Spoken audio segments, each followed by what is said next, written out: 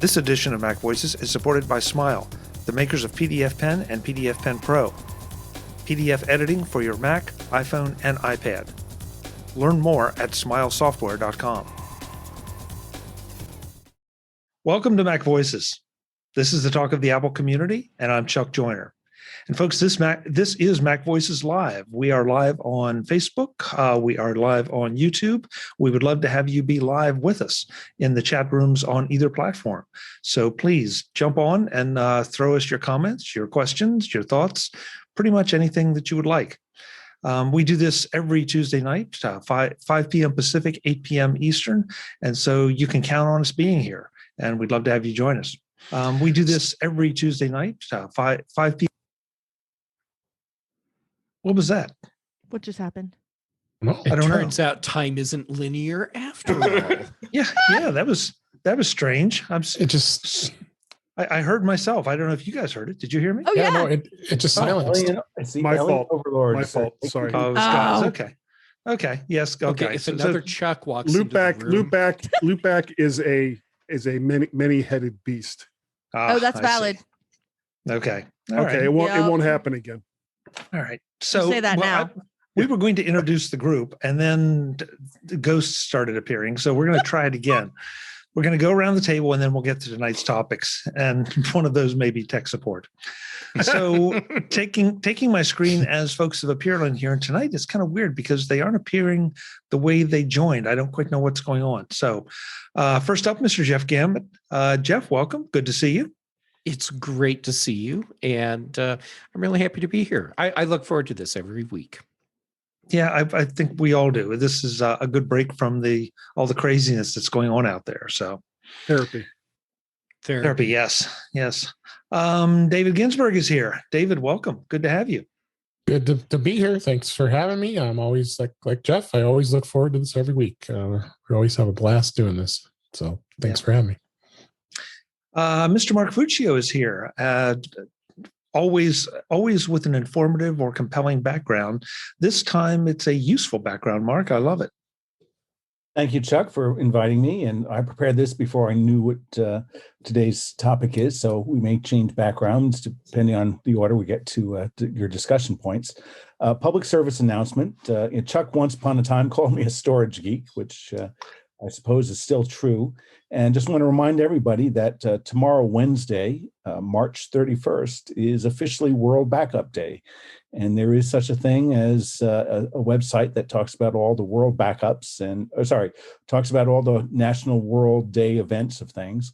And tomorrow is one you just should make sure that you are backing up your data because if you are religiously expired, there's good and evil in the world, and evil will strike at your, hard drives. And if you're technologically minded, you know that just wears out, and you want to make sure that you don't lose your data when something like that happens. So the best thing to do is tomorrow, if you're not doing backups, go online, buy a drive, start doing backups. And if you are, don't assume that they're working. Just go in and pretend, oh my God, things have blown up, and go out and check your backup and make sure all your stuff is there. Because if it's not, it's a failure. So anyway, I'll get off the soapbox now. No, listen, that's a good soapbox to have. And the only thing I would add to it is not only check your backups to make sure they're working, but test them to make sure that if you're doing something that you think should be able to boot your computer, make sure it can boot your computer. Launch a couple of those files that you think are backed up to make sure everything's good. Yeah, right there with you, Mark. Mr. Guy Serle is with us as well. Guy, good to have you. Beep, beep, beep. Look out, he's backing up. Yeah, I would have been disappointed if you hadn't done that. Yeah, people just have these I don't want to say expectations, but lowered expectations. And I like to think that I exceed those lowered expectations each and every week. I thought it was your Sputnik imitation myself, but I wasn't sure. So Hey, you're Guy, like an did anyone ever- underachiever. Yes.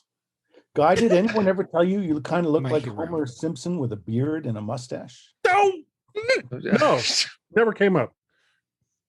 It just did. Oh boy. Mr. Andrew Orr is here. Andrew, welcome. Good to have you from somewhere in orbit. Yeah, thanks for having me. It's probably the only safe place, Andrew. Yeah. So I'm safely above everyone else. Yeah. Oh, you're above everyone else. Not sure about safe, even in orbit. But Kelly Guimont is joining us as she's shifting backgrounds around. Kelly, good to have you as always. I'm glad to be here. It's always a good time. So even though Guy shows up too. Yeah, see? Yeah. Exactly. Yeah. No fighting. No fighting. Last but absolutely not least, Mr. Jim Ray. Jim, welcome back. I like to think of you as the calm, steady head here. Have we met? Well, terrible judge of character, apparently. You invited me on. You invited Guy back. I mean, look forward to this. Yeah. Well, once is a mistake. Twice is a whole nother. Twice is on you, dude. Yeah. Yeah, that's right. Like several others said, I look forward to this all week. This is the refuge. All the backups are good. No ships blocking the canal. Everything's smooth sailing on MacVoices Live. I love how Jim can really make a euphemism work. Yeah, but people watching this a year from now would be like, what? Yeah. I'd love to give proper credit to someone, but in someone else's Slack I saw today that the Suez Canal crisis is over. The ship has sailed. Oh, I saw it I would love to be making more jokes about the ship stuck in the Suez Canal, but that ship has sailed. It was sailed, yeah. Yeah. So we're going to start off tonight with a topic that is a holdover from last week. We didn't actually get to it. And Andrew was kind enough to show up to discuss that topic, and we never got to it. So I wanted to make sure we put it front and center because it is something that's been in the news a little bit back and forth. And that is the chat apps, the security associated with chat apps. Who might be listening? Are they stealing your contacts? What is secure? What is not secure?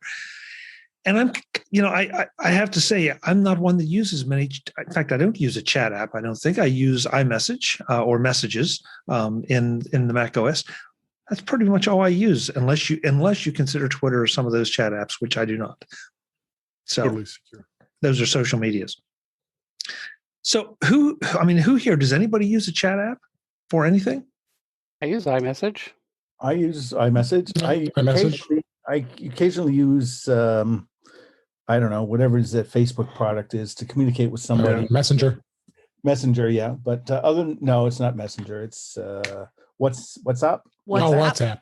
Yeah, WhatsApp. I occasionally use that to communicate with somebody in South America, but most of the time it's iMessage. And there's also Slack.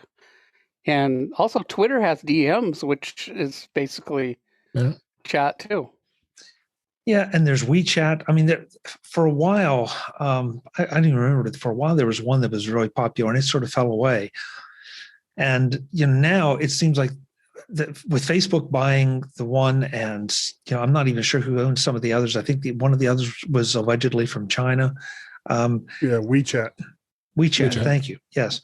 I mean, Andrew, weigh in on this because you're the security guy. You kind of keep your finger on the pulse of this stuff. Is this something that anybody should be concerned about? I mean, yes, I agree with Guy.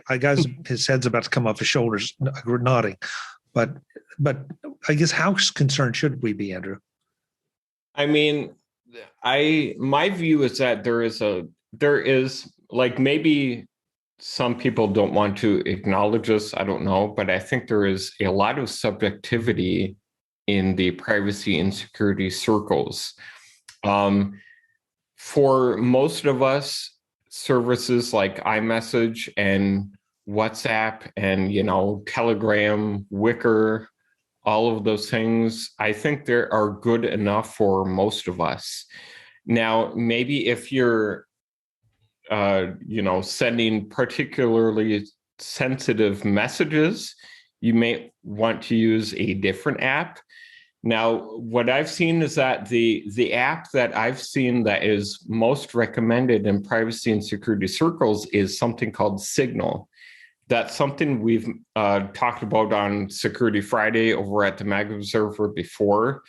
people recommend it because it is open source.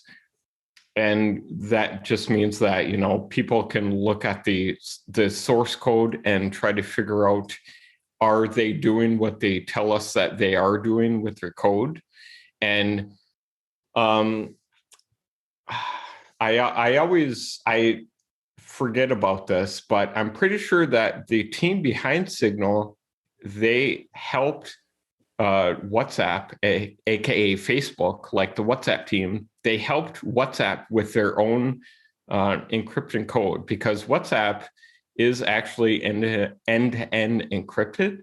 I don't know if they're using the exact same algorithm, but they, as far as I know, they did help them out. And so, you know, like I said, as far as I know, Signal seems to be the gold standard. Does Signal interact with, is Signal a platform unto itself, or can it communicate with some of the other platforms? Do you know? It sounds like it's a platform in and of itself. Yeah, it's just a messaging app like other messaging apps, I guess.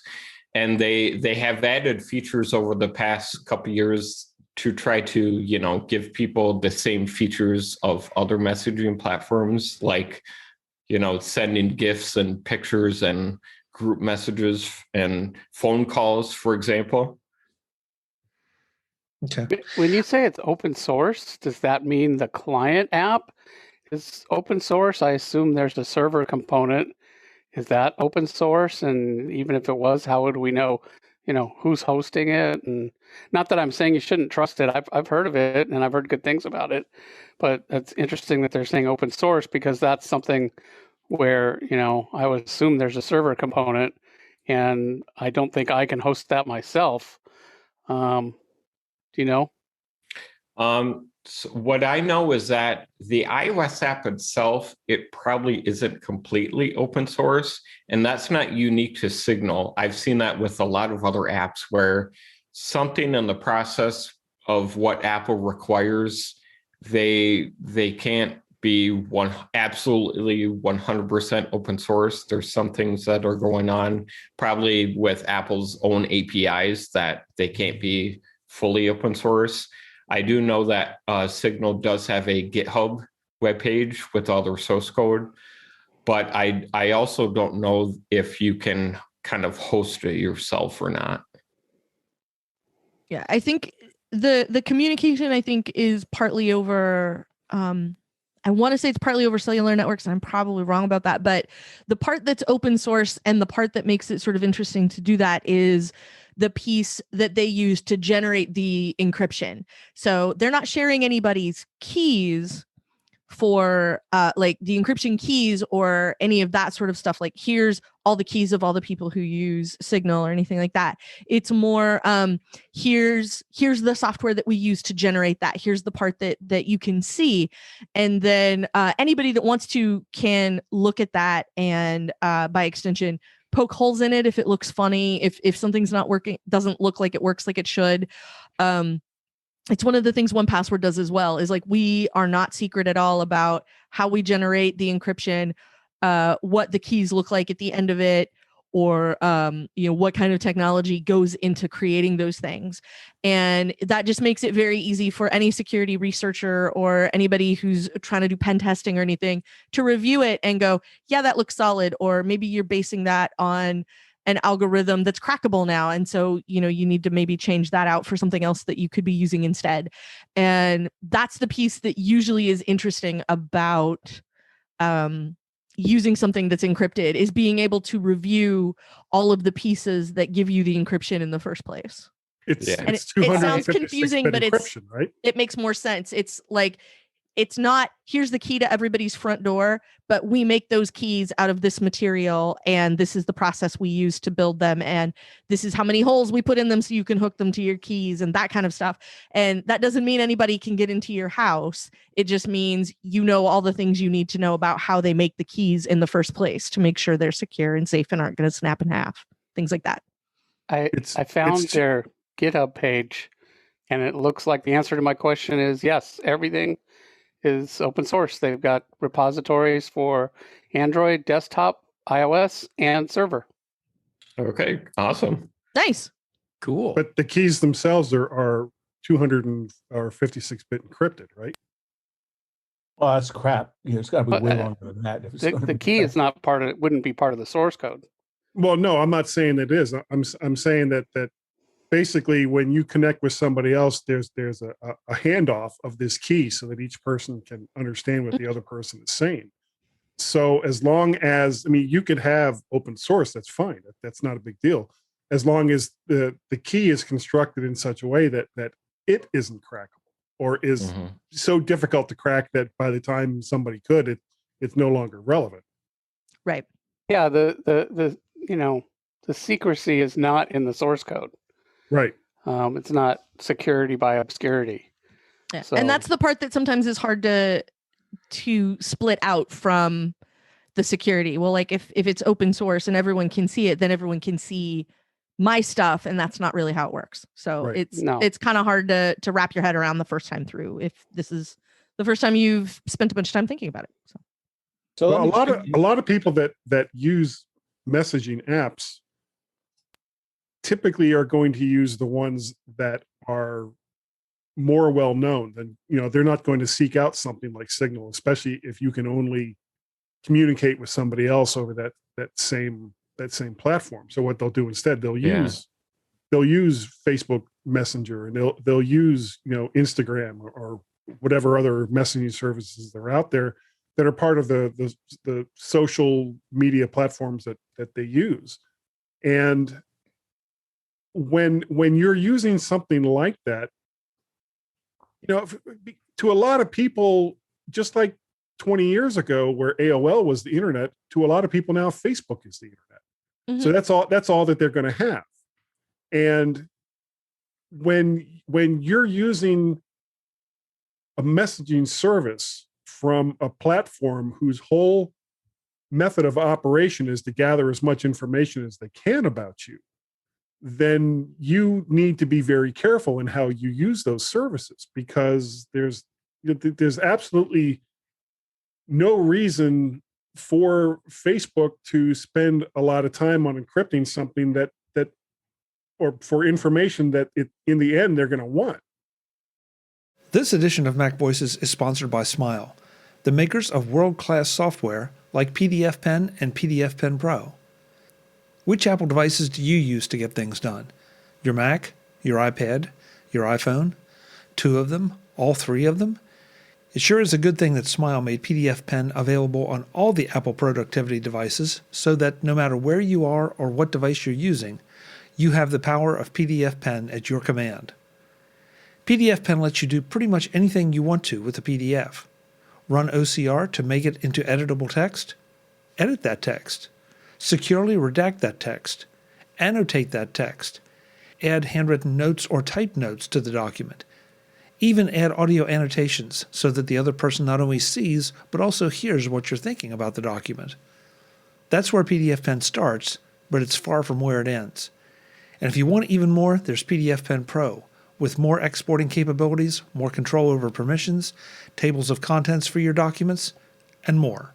Find out why you should have PDF Pen on your Mac, iPhone, and iPad at smilesoftware.com/podcast. That's smilesoftware.com/podcast.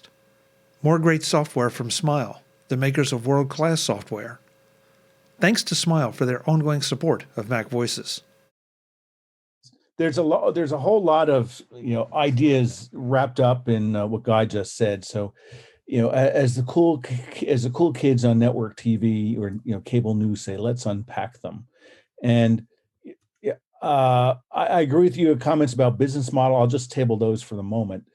Just going back to the idea of Signal, I have vague memories of hearing it discussed on one of the Leo Laporte, Steve Gibson Security Now podcasts a couple of years ago, where they were they were talking about Spike, and they were giving it praises because of the way the hard part about most of these systems is not the encryption algorithm, because many of them are public. It's authenticating, are you really you, and protecting somebody from coming in and spoofing and impersonating you and thereby getting access to what you do. And I have distant memories that Gibson, who's quite a critical geek, was sort of complimentary about that. And they were talking about it. He named a developer whose name, I don't know if this is a real person or if this is a pseudonym, because he talked about a person named Marlon Marksy Spike. And I've never Googled it, so I don't know if that's a pseudonym or if that's a real name. God, I'd hate to be in elementary school or high school with a name like that. But apparently, Gibson, thinks highly of him and has given him and given him and given the app, quite high praises. I think to the extent that I think Signal has also been in the crosshairs of the FBI as one of these very strong apps that the bad guys can use to share communications, and as a result trying to either suppress or force into maybe doing a backdoor. So I think just looping back to Andrew and Guy, there's one thing to talk about the relative security app, and then there's all these other stuff about how your data gets used and harvested and monetized. And I don't know what Chuck had in mind when he wanted to have this discussion. So I'll throw it back to somebody else to catch and hopefully run with it.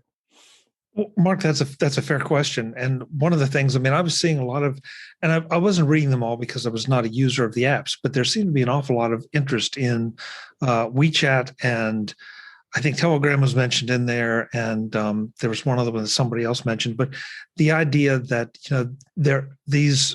your information may be being harvested, and it especially caught my attention because if there's an app that is going to be legitimately asking for your contacts, it's going to be a chat app, because it's going to want to know, if you're going to send a chat to someone, it needs to know who you're trying to send the chat to, and vice versa. And so it would be a prime place from where I sit for somebody that was unscrupulous to say, hey, please give us your contact information. Sure.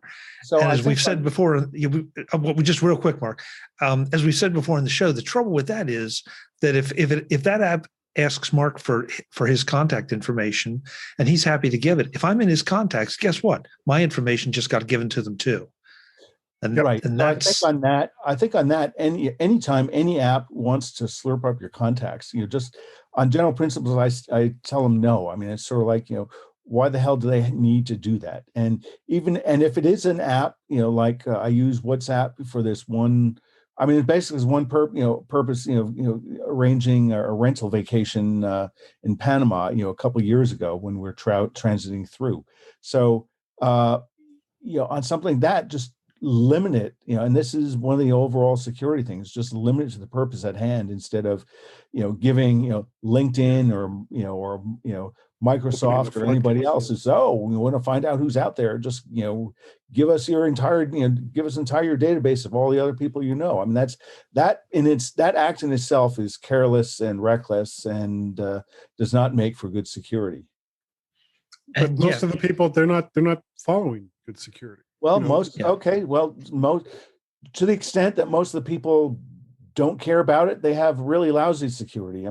If people want to have good security, then they should be paying attention to these sorts of things. Well, but it gets back to your point. It gets back to your point that it's not that you're telling WeChat and China that they can't have your contact information. It's all the people that have your contact information that they're saying, yeah, go ahead, I don't care.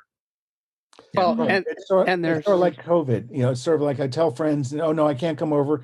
It's not that I don't trust you. It's I don't trust all the people that you interact with. So therefore, I can't trust you. There's different levels of security too. Like there's the security of the messages themselves, and then there's metadata security, like who are my contacts, and and how often do I talk to different people? Which the messages could be secret, but you're still giving up a lot of information, even if the messages are secret. A friend of mine that's watching the show, he texted me privately, and this is kind of interesting. Was it really private though? In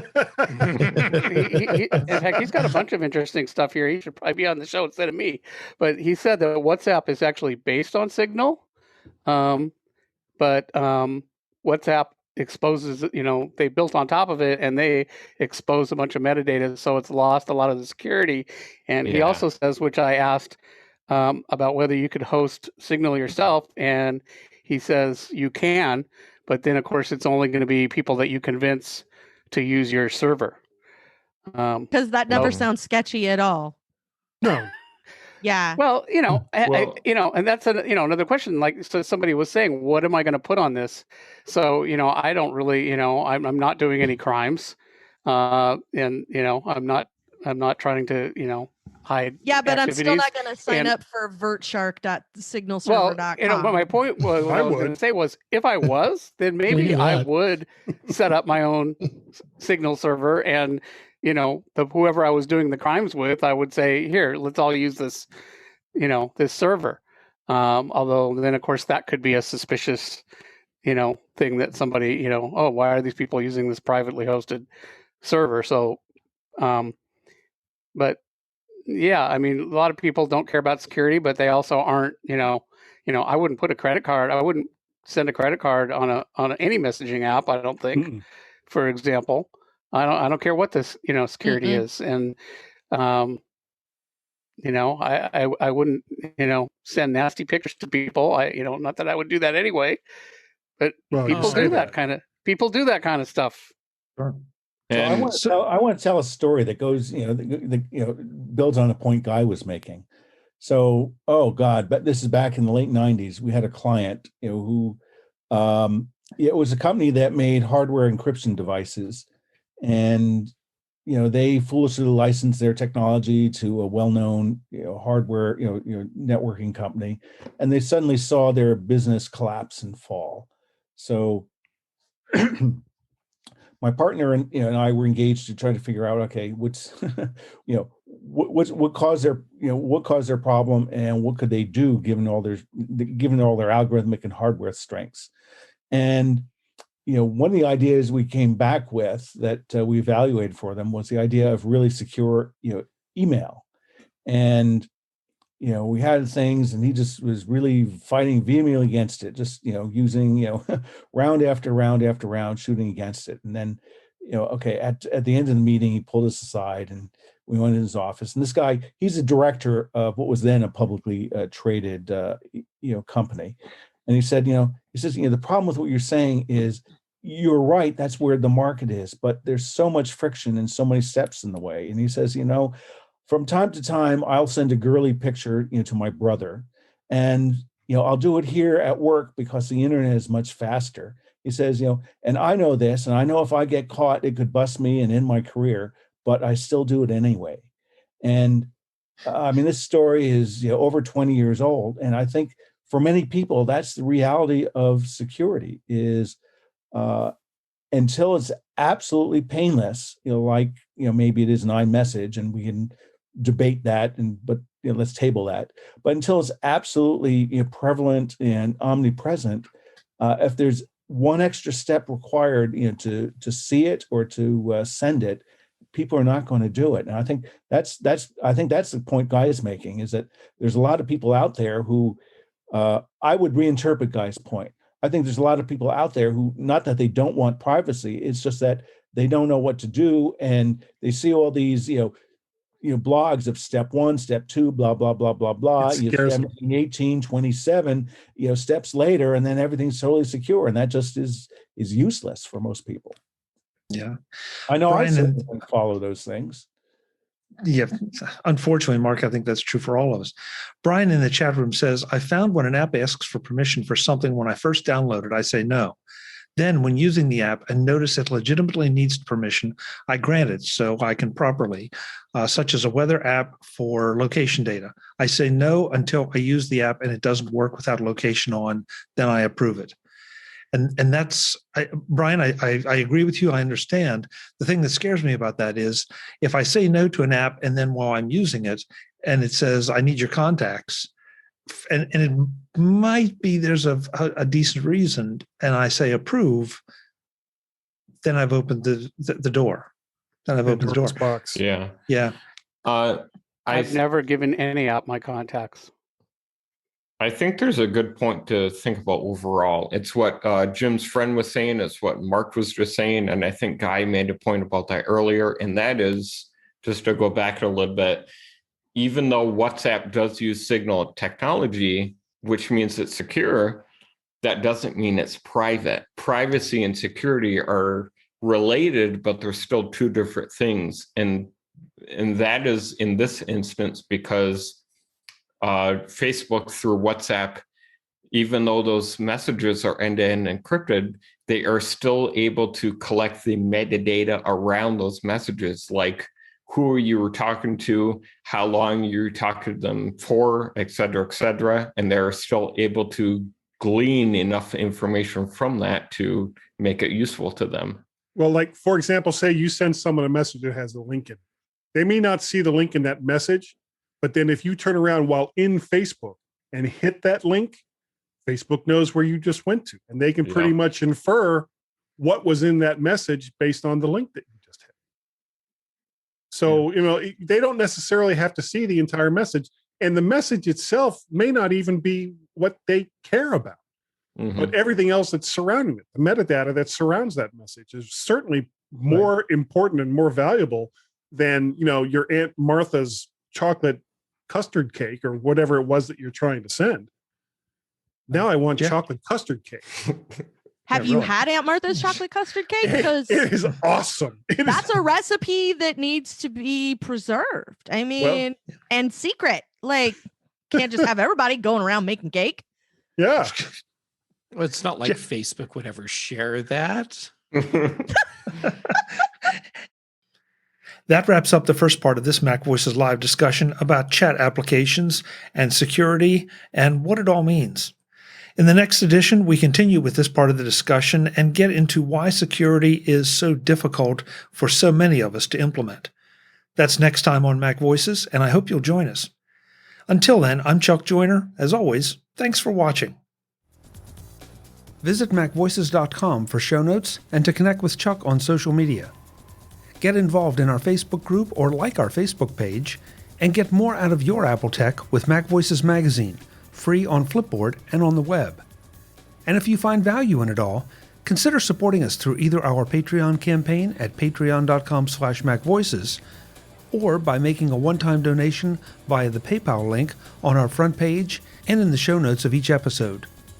You will join these fine people who help bring you MacVoices.